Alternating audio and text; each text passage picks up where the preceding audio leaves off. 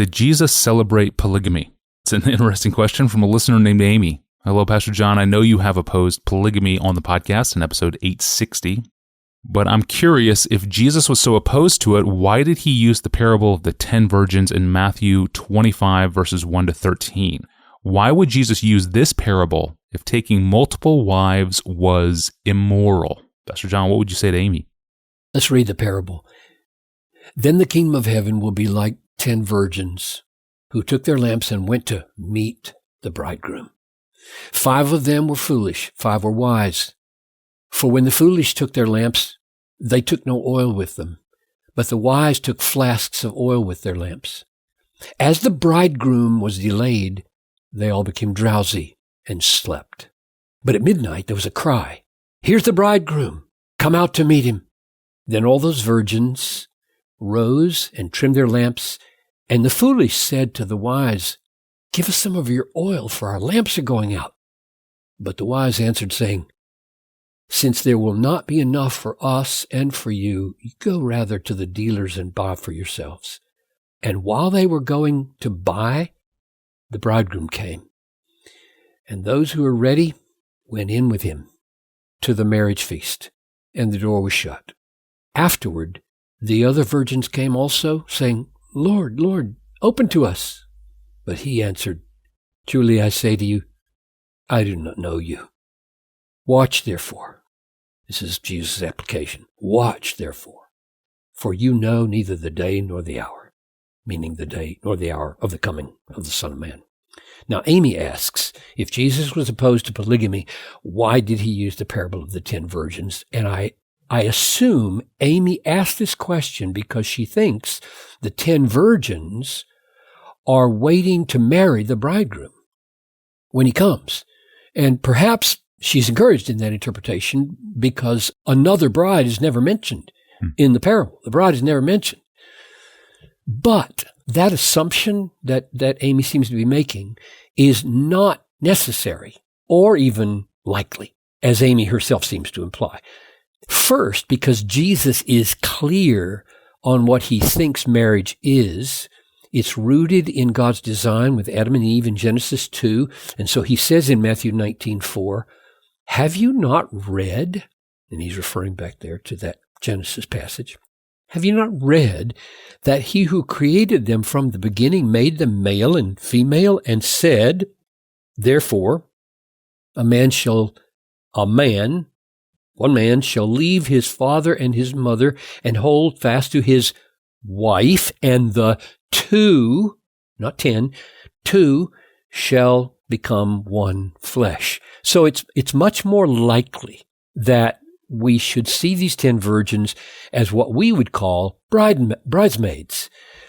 We don't know the details of how they did weddings among the Jews in those days, but it's easy to imagine that the bride is in the house waiting at the feast in private, not seen yet, and the bridesmaids, their job is supposed to run out to the bridegroom and bring him in with a great feast to where the bride is waiting. So here's a good principle to learn about parables at this point. Beware of letting imaginary details of parables, and that's what parables are, they're imaginary, take on meaning which would contradict the clear teaching of Jesus elsewhere. Parables are not that sort of teaching. They are verbal pictures to make a point, but not every brushstroke in the picture is designed to make a separate point. And let me illustrate from this very parable, this principle that I think is valuable here. It ends with a pretty clear statement of application. Jesus says, therefore. So I've just told you this story. Now here's the therefore. Therefore, watch. For you know neither the day nor the hour. So he's comparing the coming of Jesus the second time to the coming of the bridegroom at night. And they didn't know what time he was going to come. He says, therefore, watch. For you know neither the day nor the hour. So the point we are to take away from 5 foolish virgins whose oil ran out and 5 wise virgins who took thought to be ready with extra oil was watch, so that the Lord's second coming doesn't take you off guard like that. But what does watch mean? All 10 were sleeping. All 10. The wise virgins were sleeping. They're not criticized for it. All 10 were sleeping. If you think watching means going to your window and looking into the sky for the imminent coming of Jesus, you're not getting what watch means here, including these wise virgins who are sleeping. They are successfully watching. So what does watch mean? They're wise. They're watching the way they're supposed to.